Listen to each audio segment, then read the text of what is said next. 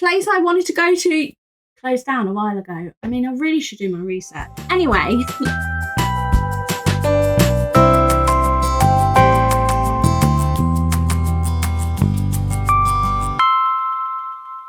Hey guys, welcome to my studio. I hope you're good. So today what are we doing? So today we are going to turn a place where I live on the Isle of Wight into a picture book. And basically, I'm going to go to a place, I'm going to draw it and turn it into some art for you guys. So yeah, let's do it. Let's go somewhere. I don't want to go anywhere. Okay, so change of plan. The place I wanted to go to is actually very tricky to go to because it closed down a while ago. I mean, I really should do my research. Anyway, there's this lovely place. Well, there was a place called the Priory Bay Hotel. It was known on the island as a really posh hotel, a lovely hotel with a beach right on its doorfront. With its door right on the seafront. But what I really liked about it was all the plants kind of growing up the side.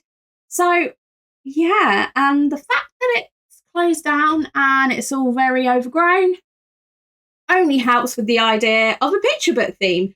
So I'm going to use that and roll with it and come up with a picture book idea. So let's do it. Let's get sketching. So up till recently, I have never ever been one of those sketchbook girlies. I mean, I've always wanted to be. I have a load of sketchbooks, but never really found myself sketching in them because of my iPad. Now, though, I have to say I have a new love for it. I just love how the pencil line works on the paper, and you've got to be more confident and more kind of, more direct with the line, because yes, you can rub it out, but the paper never looks the same. Basically, there's no undo button, okay? You're kind of stuck with the lines you do, and I do find that this makes the line work a bit more quirky and a bit more whimsical, and I love it. Now, though, I think it will be a good idea to split this image in half, so let's work out how to do that. So now we've got our sketch. I mean, I love this as an illustration as it is, but we are going to turn this into a painting and some collage because I really need to test drawing buildings. I mean, I haven't drawn buildings in a long time. So lately I've been working on my collage and mixed media. So this is how I am going to add colour to this piece. And before I do that, I'm going to need to do a colour off because I have no idea how on earth I'm going to add colour to this and kind of make it work for a picture book.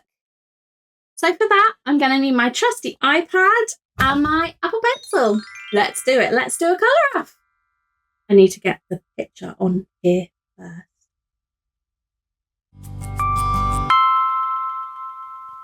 I figured it made no sense doing a colour off while I still wanted to split up the image into a double page spread. So to create a nice balance, I put the tree on one side and the house on the other. And now straight in to the colour off. I did find this really difficult because I wanted the grass to be green and the sky to be blue. Now, in picture books, in any art, you can do the sky and the grass whatever colour you want. So I'm realising how big this picture's going to be, and I've decided to paint and collage it. So I'm going to need a bigger surface. So I'm going to have to try and remember where on earth I put my drawing board. So let's do it. Let's find my drawing board and then get colouring. Yes, it won't take long at all. So this is the picture that I have to try and make a double page spread, and why on earth Past Kim did not consider the fact that I didn't have a desk big enough to, paint the artwork and sort it is beyond me.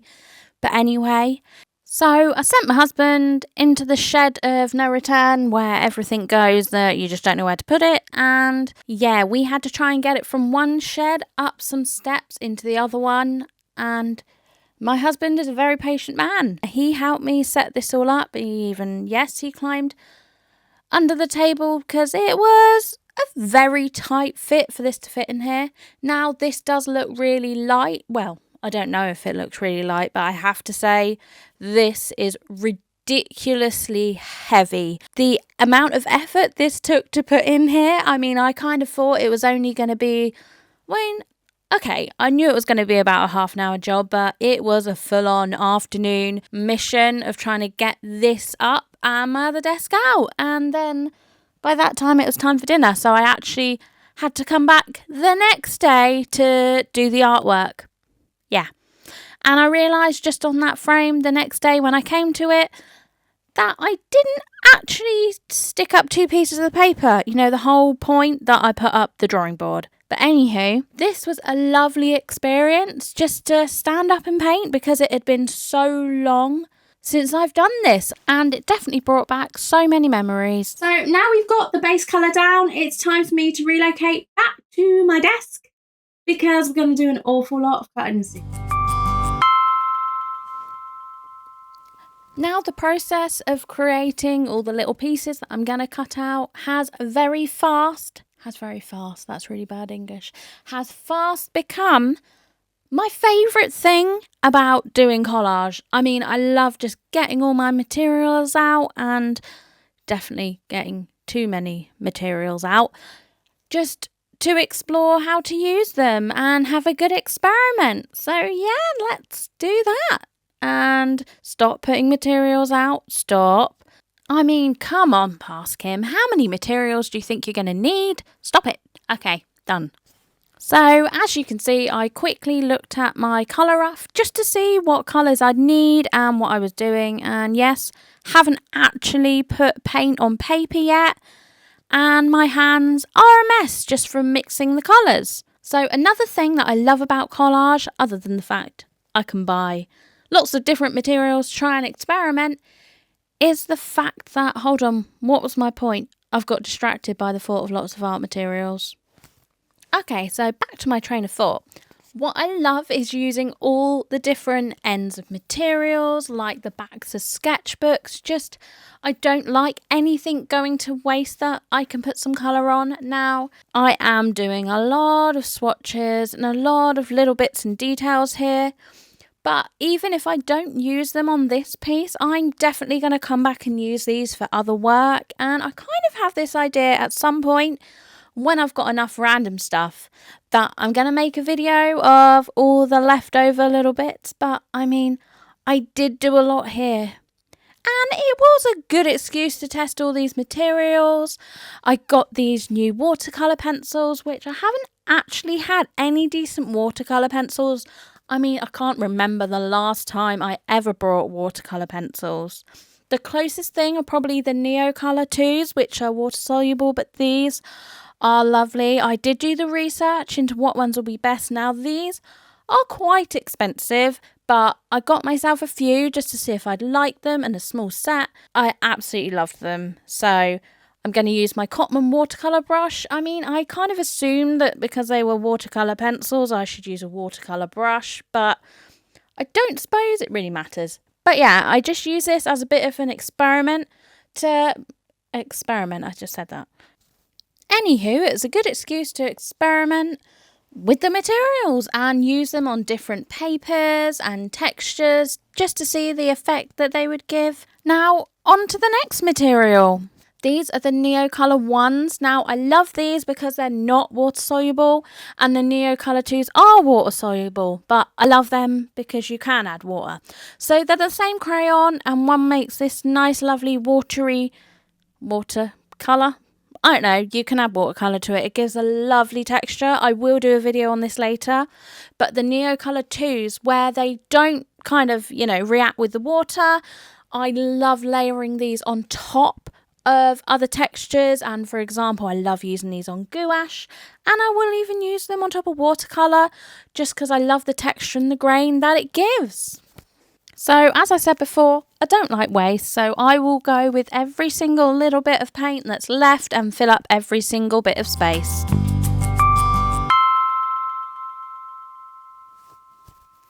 Once everything was dry, the 2 halves of the double page spread, and also all the little bits that I put in a tray, I figured it was time to actually, put the artwork all together. And this did involve some more painting because I didn't want everything on it to be all mixed mediaed. Is that a word? I didn't want it to all be cut out and stuck on. So I wanted a mixture, and now it was time for me to bring the paint back to life. Now, a thing with gouache, probably one of the main reasons why I absolutely love it, is the fact that it can dry and you can bring it back to life by adding water. Now, this does take a bit of time, especially if you want to get that thickness back again. It involves so much mixing because after a while the paint does split, but I have found this not to be an issue for me. You really need the patience to mix it up, especially because with any paint really, it's really hard to make the same colour twice. So I just make more of it and use it again. And I do know that the paint left on its own to dry won't last forever, and I don't know how long. Definitely need to do an experiment of how long you can leave paint, then use it again. Yeah, so I've never had any trouble bringing it back to life and using it again. So I just keep doing it. But as I was saying, it will definitely last for a project. So this was easily left for a few weeks. This took me an awful long time, and I stopped halfway through because it was really frustrating and I'd had enough. I just had enough now. I can't even explain it. I don't know whether it was the overwhelming amount of things to cut out and that it was so small. I don't know, actually I found that quite therapeutic because I did that most evenings. But come to think of it, I think I was just overwhelmed by the amount of work and I couldn't see the finished result, and I didn't know if it was going to be good or a bit of a mismatch. But you can sometimes never tell.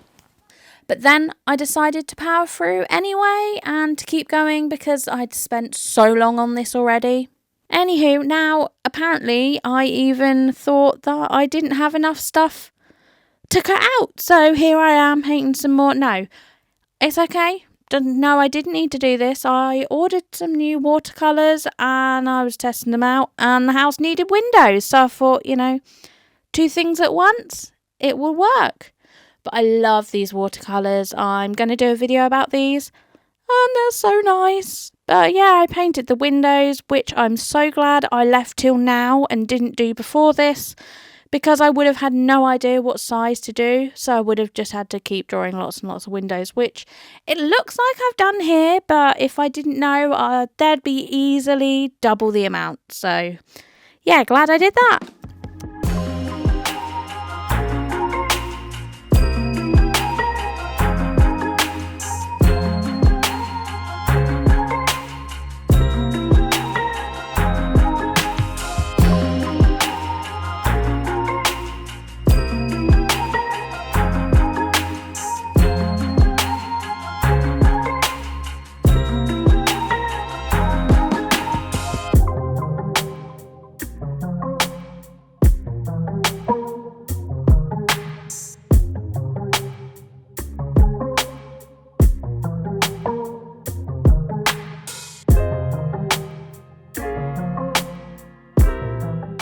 Then it came to collaging everything together. Now, since this, I have invested in one of those fine kind of glue pen things because, yeah, all these tiny little pieces with this big kid's glue stick was very tricky. I'll let you know if it's any good or worth the time, or if it doesn't stick down anything. So the reason why I create so many little bits and pieces in order to cut out is so I have the choice. I always joke that it's like going shopping for the perfect bit or the size, and also sometimes the cutting out doesn't quite go to plan, especially at this scale and it's so small. I swear I brought a craft knife for this exact reason, but do I use it? No. But yeah, future Kim should really do that. But yeah, it's all a learning process and finding out what works for you and what doesn't, and what you like the look of and what you don't. So the things you don't like, you never have to do again. So now we've got the base of the art down, it's time to take this into digital and make sure that everything's where it needs to be and just get the finishing touches on it. So yeah, let's do that. Okay, so mission time.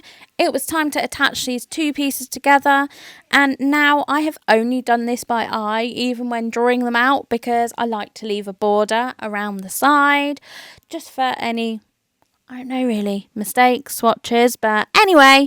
So yeah, we blended these together. I just ink dropped the colour, especially when you are putting a traditional piece into the digital world. The ink dropper will be your best friend because you're going to need to recreate the colours, because if the colours are off, it all looks off. And as far as techniques go, I would say this is one of the easier ones to make the piece look cohesive, because you're reusing parts of the colour in a different part of the image. It brings everything together. I mean, especially when you're talking about one side and another side, you want to make it to look, you know, like one picture. So before I started this piece, I made the decision, especially where it was going to be a double page spread, to add the characters in digitally afterwards, because I really wanted to focus on the background. This is something I really need to work on. Characters, I draw them all the time. I absolutely love them. They're definitely not the easy part of the image for me, but they're my favourite part. So I could draw characters over and over again. And I was going to do these in collage and add these in after, but because the background was heavily collage, I figured I would do these digitally and I could always add them in collage later with another layer. But I liked how doing these purely digital did bring everything together, because I also put digital touches over the collage that I'd previously done. And yeah, I was definitely winging it. So yeah. Also, the bonus of doing the characters entirely independently and also on the separate layers meant that I could change their pose, move them around without anything interfering with the background or having to make up any of the background behind them. So yeah, it definitely makes sense for this giant double page spread experiment. Especially where, other than the house, I had no idea where the characters were going to go. And this I thought would be the best solution for that and allow me to move them around until I was happy.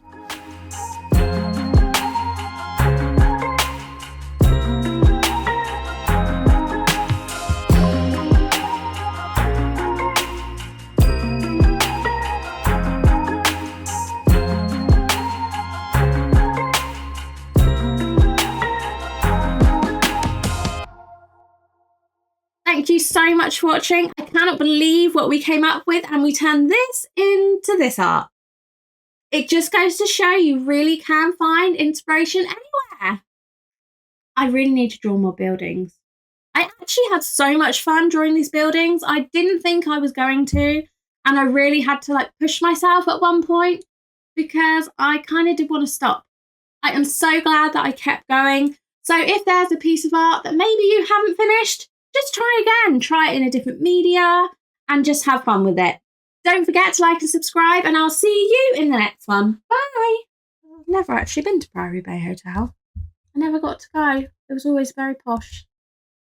I'm glad I never got to go to Priory Bay Hotel. Maybe it'll open again. Who knows?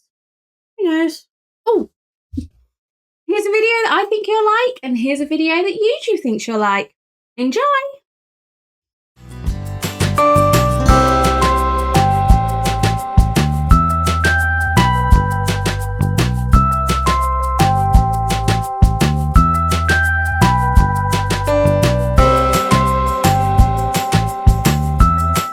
So now we've got most of the art done, it's time to take it into the blah blah blah. It's time for me to take this into the blah blah blah. Blah. So now we've got our picture. It's time to take this to the digital world and add digital bits to it.